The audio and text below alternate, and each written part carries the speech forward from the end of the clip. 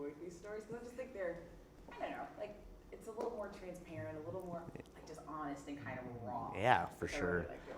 No planning and just I know. answer the questions Exactly. right at the I top. always have a problem when people are like, well, what kind of questions are you going to ask me? Well, like, well, I'm not really sure until Right. I'm talking to you.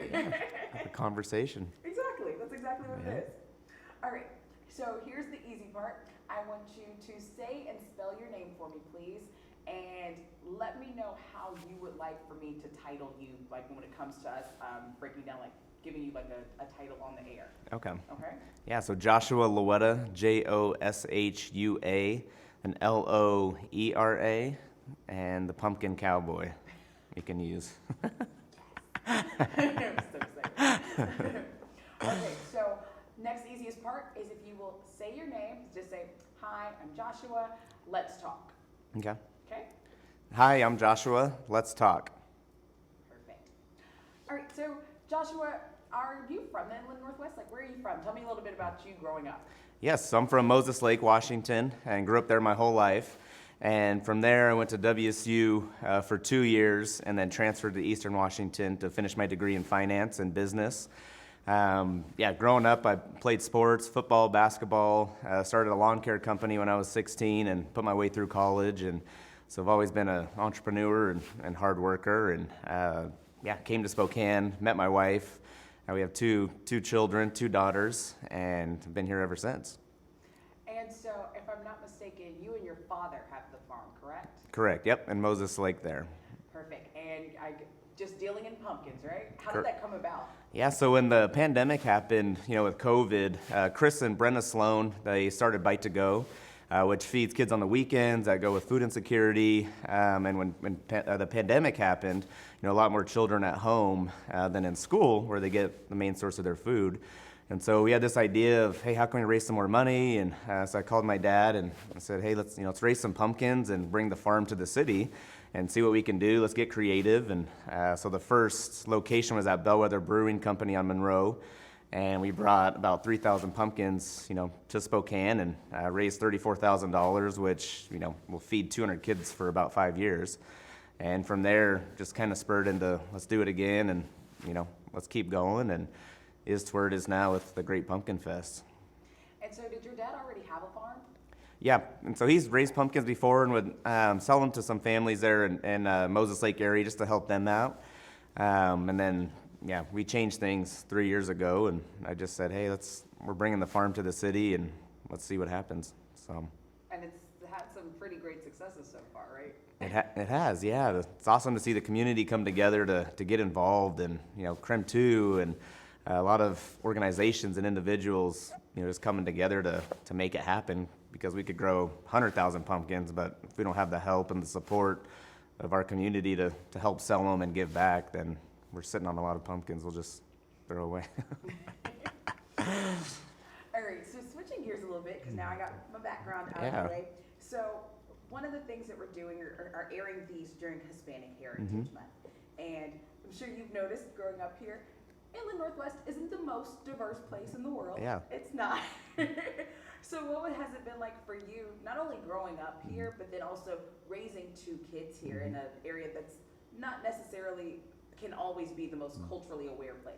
Yeah, no, it's definitely something, when I first moved here 8 years ago, there was definitely a lot less Hispanics, and I think now you see more of different cultures. But I've always been raised on, hard work and my faith, and just keeping those things in front of me and my family will always get me moving forward. And, I think it's been something being Hispanic where you stand out a little bit, which I think could definitely help as, in business and different industries you're in. But I've always been proud of my heritage, my background, and my grandpa's from Mexico and, moved over here, met my grandma, and had 5 sons. And just like I said, just always been raised on hard work and just putting people first, and his family. And one of the mottos he has that I always like is, live a good life and don't take no crap. And that's just how I live my life as well. And sometimes he'd say the other word, which I won't say on the camera. So. Well, sounds a little bit like the American dream story. Like you said, your grandpa moves over here from Mexico. meets his wife, has a great family, and just kind of passes it down through the generations. What kind of lessons have you learned from your family or that have been passed down that you think like maybe from your heritage that you pass on to your children? Yes, so hard work, definitely. I mean, my whole family grew up on hard work. Started with my grandpa, had a mechanic business. He farmed. He would take my uncles and my dad, to the west side of the state every summer, and they would pick berries or strawberries, whatever's going on in that season, and constantly working and providing for his family, but always giving the shirt off his back as well. When anybody needed help, he was the first one to help and give them $1, give them whatever they needed, or fix their car. And he's a very good mechanic, so he gave back a lot in that way. And when it was family time, he'd take a lot of people to the lake on his boat and round up the kids in the neighborhood, and constantly giving back and serving people. And so something I've incorporated into my life and want to instill in my daughters is hard work and serving, which is what God asks us to do, is love God and love people. And so those are things that I instill in my life and my kids. It seems like recently, I'd say especially within the last 3 to 5 years, a lot of topics regarding race have really made news headlines, whether it was the Asian hate, whether it was Black Lives Matter, whether it's immigration. How do you tackle those kinds of topics when you see them or when you hear about them, especially with having 2 young children? Yeah, I mean, it's definitely, like I said, loving God and loving people is, what I try and do at all times, because we all have different backgrounds. You never know the situation somebody's in to where people act the way they do, and, it's every race or nationality, has their problems, right? And it's not just one specific movement. But with my kids, the biggest thing I teach them is just you love everybody, no matter what their nationality is or race. That doesn't matter. They're a person, and that's what we're called to do. And so I take it with, God first, and then just loving people. And especially like for your family, because you guys have been here for several generations now and have seen how not just the Inland Northwest, but just how Washington State has really grown and really changed over the years. Like growing up, was it ever kind of hard or kind of difficult just like being a little Hispanic kid in this area? Because now it is getting a lot more diverse, but I can imagine then it probably wasn't as much. Yeah, not in Moses Lake. It's a big Hispanic community. Certain aspects of, there were some instances where, you saw that, or maybe people don't like Hispanics, or, definitely saw certain things of that growing up. But they're in Moses Lake and Warden and a lot of the surrounding areas. It's a very heavily populated Hispanic community. And moving over here to Spokane, never noticed any of that or felt any of that. Was, here in Spokane, I feel like it's such a great community and just one big family. Even though it is a big city, you still have that relational aspect to it. And love being here for sure. And I think one of the key things that you said there is the family aspect. A lot of people that I've talked to in doing these interviews is in trying to find their family here in the Inland Northwest, whether they've been here for years or whether they're new here, is in trying to find people who you feel comfortable with. And can you talk a little bit about like maybe the culture in Moses Lake and like the surrounding areas and why that's so important that other outsiders maybe who aren't from Moses Lake area understand? Yeah, for sure. Culture and relationships, goes so far, and those are things that you take with, your whole life. And growing up in Moses Lake, knowing a lot of people and being a big athlete, basketball and football, really met a lot of great coaches and teammates and teachers, and a lot of people that have supported me to this day. And especially when I started my lawn care business, 16-year-old kid passing out flyers to mow lawns, and a lot of times skipping school and practice just to work, and a lot of support that I've had in my life, and having that here in Spokane, those relationships and being able to meet awesome people like that allows something like the Great Pumpkin Fest to prosper and even come about, And so meeting a lot of great organizations and nonprofit leaders and community leaders, you realize how important relationships are. And in doing this, we're going to be running this during Hispanic Heritage Month, so it'll be a couple of weeks before I get this together. But can you talk to me, what would you say is the importance or the significance of Hispanic Heritage Month?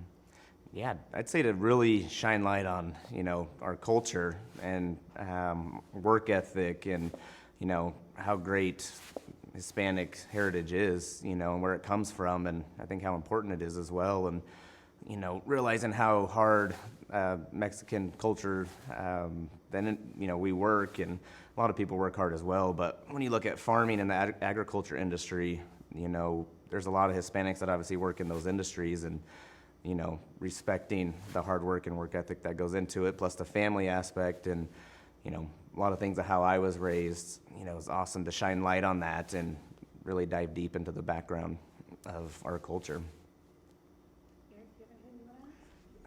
Yeah, what was your, keep talking to Channing, but Okay. What was your experience like down at WSU? It's got a different kind of racial makeup than Moses Lake or Spokane even. Yeah, no, I had a great experience there. Had a lot of fun, and played a little bit of basketball and went to school, but knew quite a few people there already, and so there was definitely a different mix of a lot of different people there, which, everyone got together, and a lot of people I met, and my communities and friend circles, we all got along really well, and just had a great experience. It was so good that I had to leave, but I had to get out for 2 years. Too much time. Yeah. I'm trying to think, is there anything else? Are there situations that you kind of think about with your daughters and with your family, or even with yourself, where you kind of read a room and it's like, I'm not going to be as big here, or or spaces that you go into where you feel, there's kind of a vibe or something like that? Not necessarily in Spokane. Definitely sometimes stick out of being a Hispanic, or, different rooms and cultures where haven't necessarily dealt with it out loud, or maybe the occasional jokes here and there, people think are funny, but definitely kind of going more into Post Falls and areas like that, where I used to live in Post Falls right when I moved here. And so there's definitely certain areas where you felt that tension of, being Hispanic in some of those areas where, you didn't want to be. But here in Spokane, haven't felt much of that, to be honest. And it's interesting that you say that, because Eric and I have shot all of these together, and I'm pretty sure that's a unanimous thing. I think almost everyone has said Spokane, for the most part, you feel okay. Yeah. And then you go out to other areas, and especially more rural, and as you head more into Idaho, certain things, or you walk into a certain store or a restaurant, and all of a sudden you're like, yeah, I think I'm gonna walk back out, or oh, I don't think this is the right spot for me, kind of thing. Yep. Oh, for sure. And my roommate, he grew up in Post Falls and in that area, Rathdrum. So there were some areas he wouldn't even take me, because he was just like, we're not going to go there, kind of thing, And so seeing that to that extreme firsthand was an eye-opener right when I moved here. But moving to Spokane and coming up to this area, haven't experienced any of that. And it's just been nothing but great relationships and love. And it's been fun. I'm just grateful to call it home. Is there anything, if you could, I guess, wrap up everything in a nice, pretty bow for our viewers, what would you have to say, or what words of wisdom would you like to say, I guess, in regards to some of our viewers who might not be as familiar with other races, other cultures, or people from different backgrounds, to bring things home for them to understand your experience and why understanding other cultures is so important?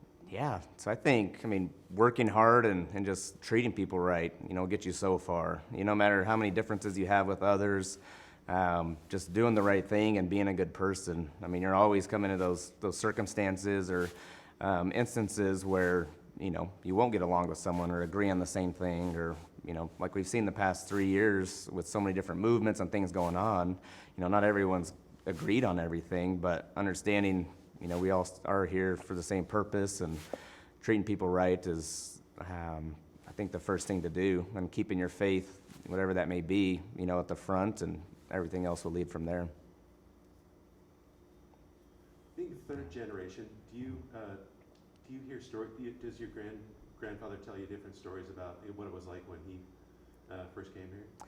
Yeah, so we have a lot of those stories of, he moved here, he was 14, he had 15 siblings, and, big family, and right when he came here, he had to earn it and prove himself of, coming from Mexico, wasn't a legal citizen yet, and, he built what he had by work ethic and treating people right, you know. And of course, moving into an area and being someone that can't speak English and, you know, things like that. I mean, he worked his butt off to build what he had and raise a great family and, you know, instill the principles that, you know, our generation, my cousins and siblings, you know, what we have now, you know, started with him. And so. Why did he come here? Do you know why, like Washington? I think it was for work and a lot of little rural areas and Hispanic areas in Washington State, you know, a lot of opportunity for work. So came here, he started farming. He's always been a great mechanic. My grandma's from Sunnyside, Washington, and so that's where they met. And then had some family that lived in Warden, and so they moved there. And it's about 15 minutes from Moses Lake, but planted their roots there, and that's where, you know, we all grew up. And so. Do you feel like you kind of keep in touch with like his culture and you know, do you feel like you're because you're third generation, you probably straddle a couple of cultures, right? Mm-hmm. Right, yeah, for sure. And my Theo Manuel, he's one that's, you know, really dived into, you know, how many family members we have, where are they from. You know, we talk a lot about my grandpa's culture and my grandma's, and we call him Papi. That was his nickname. But, you know, we've talked a lot about where he's from and his family members and even the little city in Mexico, you know, where he grew up. My uncle's been there, and, you know, I've always wanted to go down there, and we'll plan a trip in the future to, you know, kind of see where our roots were planted. But, yeah, we talk a lot about our background, for sure. In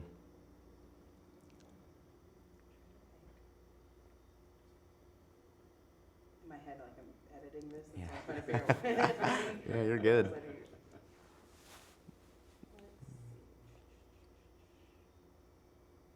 Oh, wait, your grandmother. Where's your grandmother from? At Sunnyside, Washington? Yep. It's a little outside of Yakima. Gotcha. Yep. I thought you said that, but I wasn't entirely Yeah. sure. Let me double check that. Yep. I think I'm good. What do you think, Eric? Do you have anything else? I love, you know, do we even want to talk more about the pumpkin fest? You know, because we haven't really he hasn't really kind of talked much That about is that. true. Yeah. So, yes. Okay, so I know last year you talked to Tim about it. Yep. But we could easily do like a little separate breakout for it. So Okay. for this year, what can we expect this year? Yes, so this year we'll be kicking it off with line dancing at Brick West. So September 30th, come out, you know, wear your best cowboy outfit, have some fun, and line dancing with Sandy. She's the business that runs it and does a great job, a lot of fun. We'll have face painting. The Ryan Larson Band will be out there. You know, another cover band the second weekend, and bringing out some farm animals as well, with, you know, bunnies and things like that for the kids, but really making it a family-friendly environment and making the atmosphere, you know, feel like you are in the farm or in a pumpkin patch. And as always, you know, all proceeds go back to local nonprofits. We donate everything away with all pumpkin sales and the raffles that we have. And so September 30th through October 2nd, and then October 7th through October 9th at Brick West, and then October 7th through October 9th at Prince of Peace Lutheran Church up north is another location we'll have. So. And talk to us again about the amount of money that's raised for these area nonprofits, because it's a lot of money. Yeah, and so last 2 years we've raised over $76,000. And so this year we're aiming to raise at least $50,000. And between everyone that we support, you know, the Love Your Neighbor Foundation is something we started where, you know, the aspect and the mission is to help people where they're at now and meet them with their needs, where maybe it's a single parent that, you know, needs help with tires or rent, or, you know, kids that need backpacks or whatever the need may be. It's, you know, what we really aim for is our mission. And so through other local nonprofits with that of, you know, the Ronald McDonald House or Big Table, Generation Alive, Crosswalk Shelter, just to name a few, you know, a lot of the pumpkin sales will go to all those different nonprofits.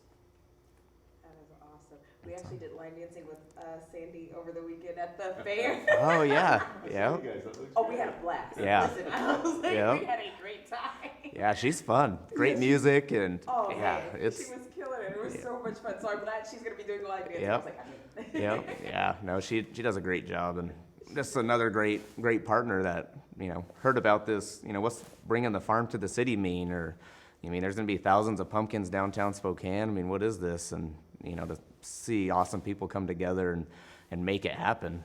You know, I feel like we have the easy part of growing them and hauling them over, and, you know, and everyone just, joining forces and saying, hey, let's sell all the pumpkins we can and help good causes and have fun in the meantime.